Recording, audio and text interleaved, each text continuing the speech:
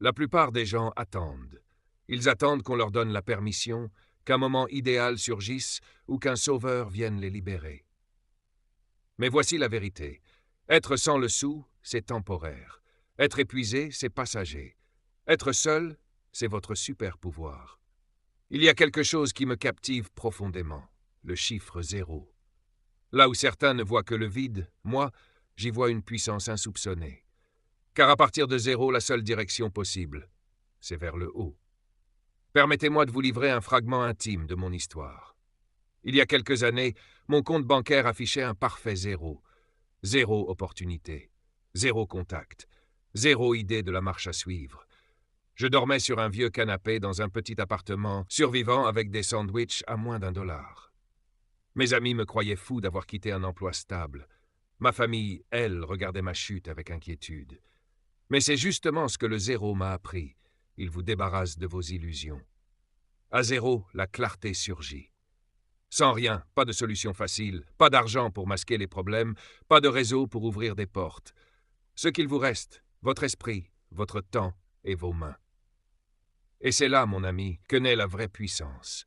Quand on n'a rien à perdre, tout devient possible à gagner. Tandis que la plupart sont prisonniers de leurs possessions, paralysés par la peur de perdre ce qu'ils ont, ceux qui n'ont rien sont libres.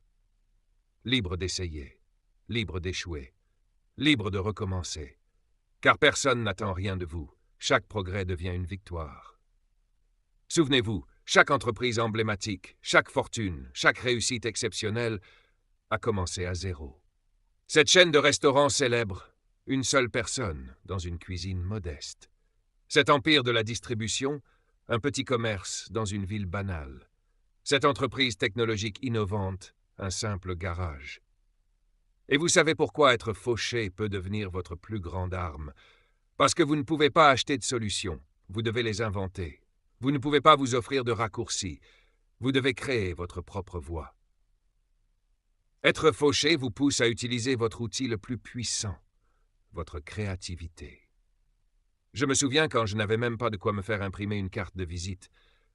Alors j'ai appris à faire une première impression si forte que mon nom restait gravé. Je n'avais pas de budget pub, alors je racontais des histoires si marquantes que les gens en parlaient d'eux-mêmes. Pas de bureau, chaque café devenait mon QG, chaque bibliothèque publique mon univers. C'est ça, la leçon du 0, l'ingéniosité. Et croyez-moi, l'ingéniosité vaut bien plus que les ressources, parce que des ressources sans ingéniosité finissent par se perdre. Mais l'ingéniosité, elle, trouve toujours un moyen de créer ce qui manque. Voici une vérité que beaucoup ignorent. Partir de 0, c'est un avantage, parce que le 0 vous enseigne ce que le confort ne pourra jamais vous apprendre.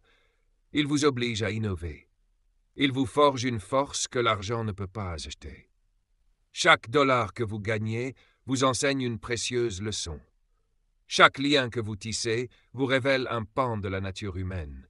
Et chaque solution que vous inventez devient une démonstration vivante de votre capacité d'innovation. En partant de 0, vous ne bâtissez pas seulement une entreprise ou une carrière, vous vous bâtissez, vous. Et c'est cela, le vrai pouvoir du point de départ.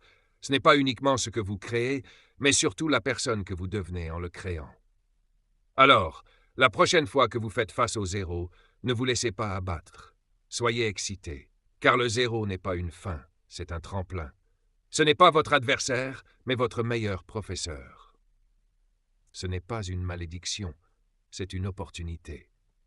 Souvenez-vous, chaque grande histoire commence par un point 0. Et dès maintenant, c'est vous qui avez la plume en main. Vous êtes l'auteur de votre chapitre suivant. Laissez-moi maintenant vous parler de la phrase la plus dangereuse de la langue anglaise. Je commencerai quand? Je commencerai quand j'aurai plus d'argent. Je commencerai quand j'aurai plus de temps. Je commencerai quand les enfants seront grands. Je commencerai quand le marché s'améliorera. Vous savez ce que cela veut réellement dire? Ça veut dire jamais. Un jour, à un séminaire, un jeune homme m'a dit « J'ai une idée géniale pour un business, j'attends juste le bon moment pour me lancer. » Je lui ai demandé depuis combien de temps il attendait. Il m'a répondu « 5 ans. 5 ans d'attente. 5 ans à regarder les autres construire leurs rêves pendant que le sien prenait la poussière. 5 ans d'excuses. Voilà ce que beaucoup de gens ignorent à propos du timing. Le moment parfait n'existe pas. La vie ne vous envoie jamais une invitation en lettres dorées pour dire « c'est maintenant ». Le moment parfait est un mirage, un mythe qui empêche des gens ordinaires de devenir extraordinaires. Voici une vérité profonde. Le temps passera de toute façon. Le sablier s'écoule, que vous agissiez ou non. Que vous couriez après vos rêves ou que vous restiez à rêver, les pages du calendrier tourneront. Pendant que vous attendez que tous les feux passent au vert, d'autres foncent, un carrefour à la fois. Parlons maintenant d'un concept aussi redouté que puissant, le désespoir. La plupart des gens fuient le désespoir comme s'il était un poison. Mais le désespoir, c'est parfois un cadeau. C'est la façon qu'a la vie de dire « assez attendu ». Le désespoir, c'est l'urgence d'agir. Je connais un homme qui, dans sa quarantaine, a tout perdu. Son emploi, ses économies, sa confiance. Il était brisé, désespéré. Mais au lieu de s'effondrer, il s'est élevé.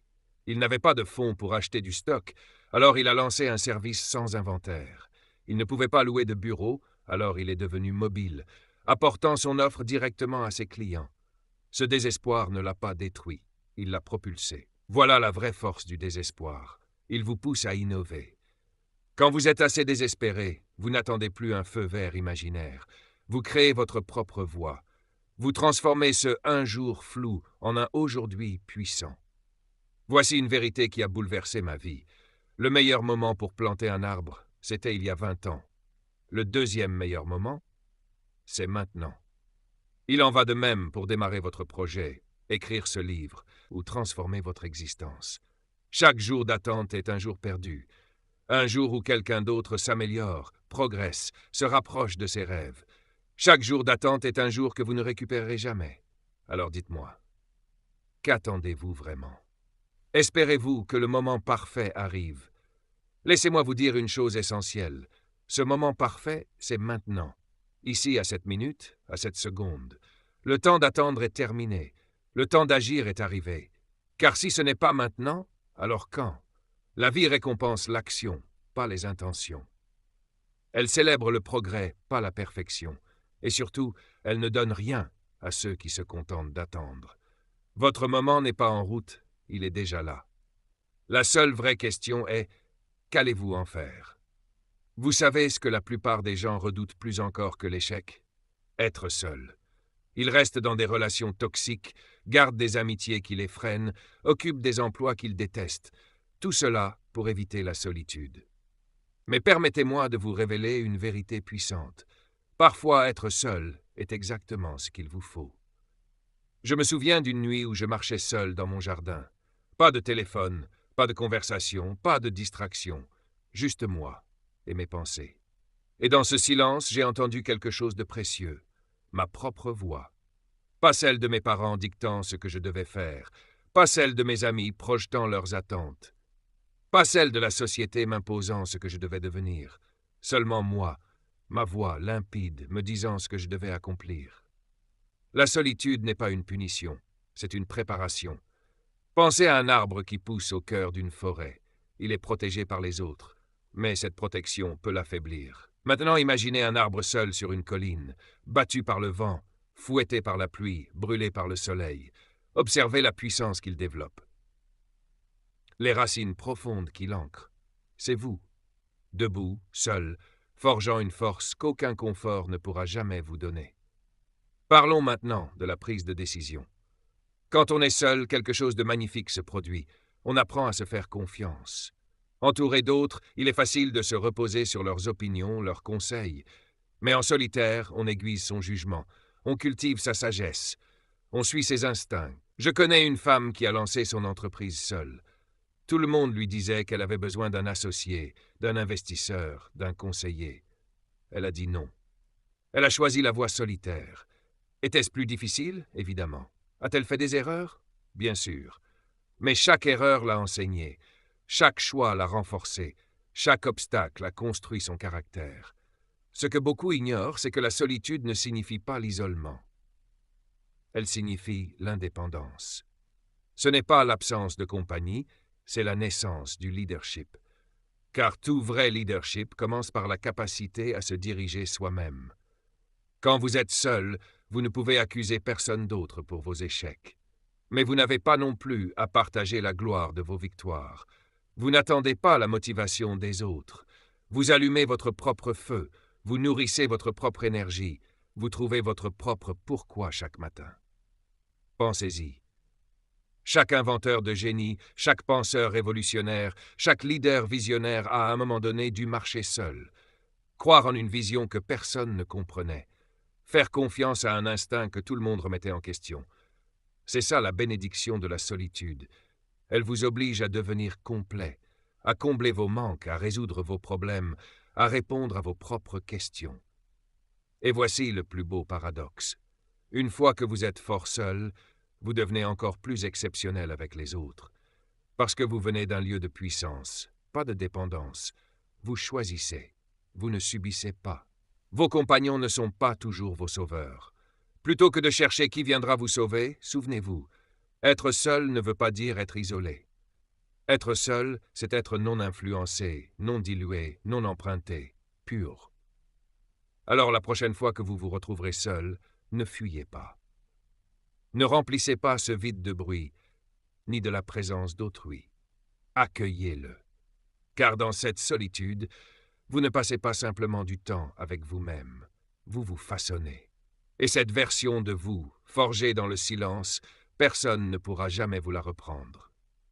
Permettez-moi de vous raconter l'histoire de 2 hommes que j'ai connus. Le premier vivait dans un manoir, possédait 3 voitures et un compte bancaire impressionnant. Le second habitait une maison modeste, prenait le bus et vivait de paix en paix. Mais ce qui m'a frappé, c'est que le second homme était, en réalité, plus riche que le premier. Pourquoi? Parce qu'il avait compris une vérité profonde. La véritable richesse ne se mesure pas au montant sur un relevé bancaire. Elle se mesure à ce que vous portez dans votre esprit, dans votre cœur et dans votre caractère.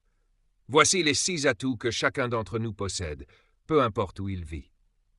Que ce soit dans un penthouse luxueux ou un sous-sol modeste. 1. Le temps. Vous avez 24 heures par jour, les mêmes 24 heures que chaque millionnaire ou milliardaire, ni plus ni moins. L'énergie. La force physique et mentale d'agir. Certains jours elle abonde, d'autres elle vacille, mais elle est là. La créativité. Cette capacité unique à résoudre des problèmes, à détecter des opportunités là où d'autres voient des barrières, à créer quelque chose à partir de rien.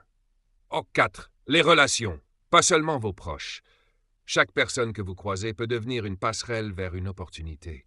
5. L'esprit. Votre aptitude à apprendre, à évoluer, à innover. L'esprit est comme un champ. Ce que vous y semez, vous le récolterez. 6. L'intégrité. Votre parole, votre honneur, votre réputation. Peut-être votre ressource la plus précieuse, car une fois perdue, aucune somme d'argent ne peut la racheter. Et ce que beaucoup ignorent à propos de ces richesses, c'est qu'elles ne sont pas figées. Elles peuvent être cultivées, investies, multipliées. Mais elles peuvent aussi être gaspillées, dispersées, perdues. Alors, comment transformer le temps en valeur? La plupart des gens consomment leur temps. Les personnes à succès, elles, l'investissent. Réfléchissez-y. Quand vous regardez l'horloge au travail en attendant la fin de la journée, vous gaspillez votre temps. Mais quand vous apprenez une compétence, que vous bâtissez des liens, que vous résolvez un problème, vous investissez. Je connais un jeune homme qui travaillait comme concierge. Chaque jour, pendant qu'il nettoyait les bureaux, il écoutait des enregistrements éducatifs. Pendant que d'autres se plaignaient, lui apprenait.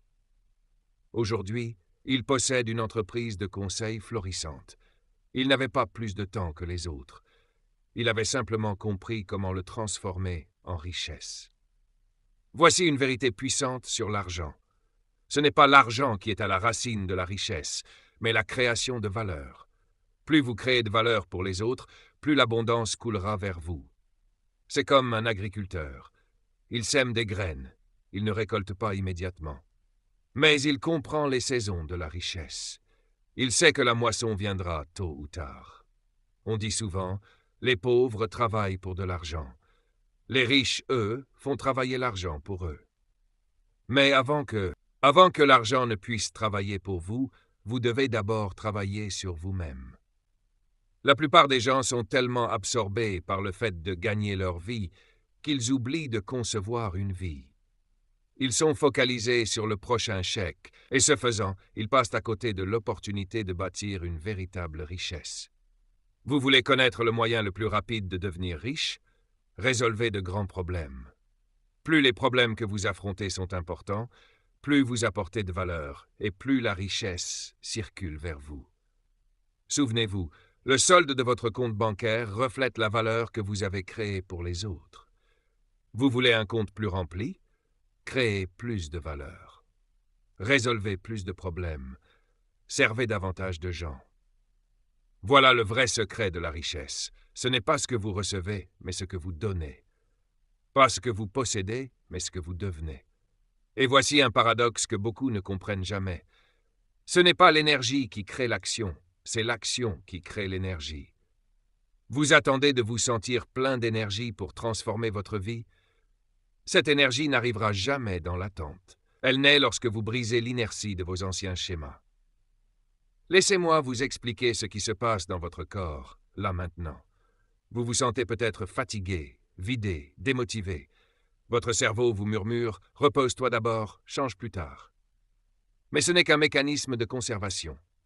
Votre corps veut préserver l'énergie, maintenir le statu quo et rester dans le confort des routines familières, car celles-ci coûtent moins que l'inconnu. Mais voici ce qui est fascinant dans la biologie humaine. Votre corps possède des réserves d'énergie inexplorées. Des chercheurs étudiant le phénomène du second souffle ont découvert que lorsqu'un athlète dépasse sa limite perçue, son corps ne s'épuise pas, il produit plus d'énergie. Les mitochondries, ces petites centrales au cœur de vos cellules, deviennent plus efficaces, générant davantage d'ATP, la source d'énergie cellulaire. Et ce principe ne se limite pas à l'effort physique. Il s'applique aussi à votre énergie mentale et émotionnelle. Quand vous franchissez le mur de la fatigue, quand vous dépassez ces anciennes croyances qui vous disent de rester petit et prudent, vous activez des systèmes énergétiques dormants. Vos cellules se réveillent. Littéralement, vous commencez à produire plus d'énergie parce que vous osez en demander plus à votre vie. Rappelez-vous d'un moment où vous étiez trop fatigué pour faire quelque chose, mais vous l'avez fait quand même. Un entraînement? Un projet? Aider un ami? Qu'est-il arrivé ensuite? Après la résistance initiale, une nouvelle énergie est apparue. Ce n'était pas qu'un élan psychologique. Vous avez généré de l'énergie réelle par votre action. Quand vous agissez malgré la fatigue, vous envoyez un message clair à votre corps. Ceci est essentiel à ma survie. Et il réagit. Il libère de la noradrénaline, de la dopamine, des substances qui boostent votre motivation, votre concentration. Vos cellules produisent davantage de mitochondries. Ce n'est pas l'énergie qui doit précéder l'action. C'est l'action qui déclenche l'énergie. Attendre le moment parfait où vous vous sentirez enfin prêt est une impossibilité biologique. L'énergie ne vient pas en attendant. Elle vient de votre décision. Elle vient de l'action. L'énergie que vous attendez attend en réalité votre décision. Et voici une leçon qui m'a pris des années à comprendre. Le succès ne vient pas à ceux qui attendent. Il vient à ceux qui agissent, même imparfaitement, même fatigués, même seuls. Le succès ne naît pas d'un saut spectaculaire, mais de 1000 petits pas répétés avec constance. La plupart des gens attendent le grand moment, l'opportunité parfaite, le coup de chance providentiel. Mais laissez-moi vous révéler ce que j'appelle la formule simple du succès. Ce que vous faites chaque jour compte bien plus que ce que vous faites de temps en temps. Imaginez 2 personnes. La première fait une séance d'entraînement intense de 5 heures le 1er janvier, puis plus rien pendant 6 mois. La seconde marche simplement 15 minutes chaque jour. À votre avis, laquelle sera en meilleure forme en juin? Il n'y a même pas de débat. Le succès fonctionne de la même manière. Ce n'est pas l'intensité qui compte, c'est la constance. Voici quelques disciplines quotidiennes qui ont littéralement transformé ma vie. Levez-vous tôt, pas de temps en temps, tous les jours, même le week-end, même quand l'envie n'est pas là. Les premières heures du matin ont quelque chose de magique. Pendant que le monde dort, vous bâtissez votre avenir. Lisez 10 pages par jour. Pas un livre entier une fois par mois, mais 10 pages chaque jour. Cela fait 650 pages par an. Imaginez l'impact si vous lisiez autant sur votre domaine, votre art, vos rêves. Vous deviendriez inarrêtable. Notez vos objectifs chaque matin. Pas une fois par an, ni même par mois. Chaque matin. Les objectifs ne sont pas seulement des destinations. Ce sont des boussoles qui vous montrent la direction à prendre aujourd'hui. Parlons maintenant d'un principe puissant, l'effet cumulatif.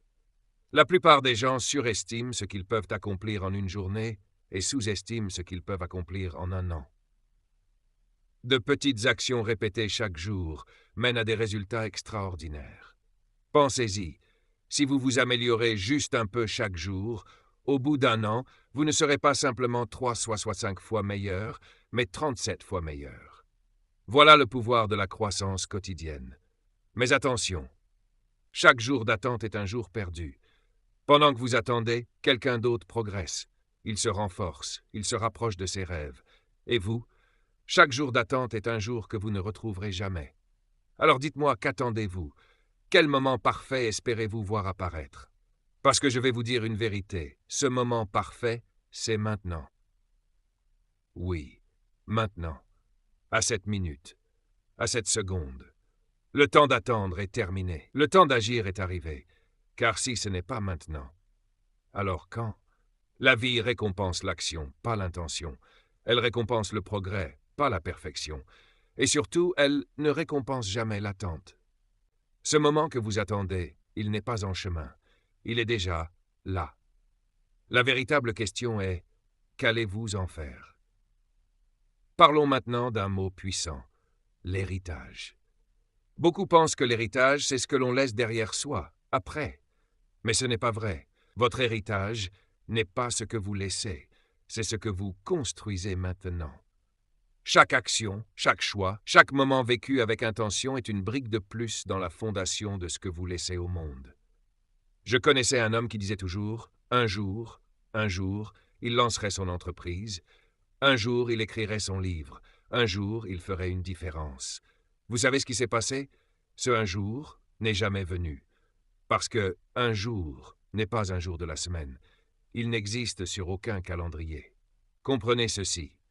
L'avenir que vous imaginez se construit par les actions que vous entreprenez aujourd'hui. Pas demain, pas la semaine prochaine. Aujourd'hui.